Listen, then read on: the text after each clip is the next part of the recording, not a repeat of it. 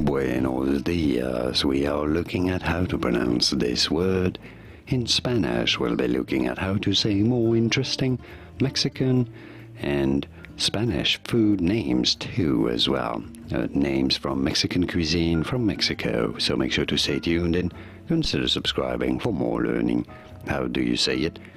Well, in Spanish it is pronounced rather similarly to English as taco, un taco, taco. Pretty straightforward once you know taco, and now you know one taco or un taco, and several like dos tacos.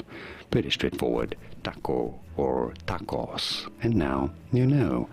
Here are more videos on how to pronounce more interesting Spanish food names, well, names from Spanish, at least in Mexican cuisine dishes, whose pronunciations aren't always obvious. I'll see you there to learn more. Thanks for watching, gracias. Hasta luego.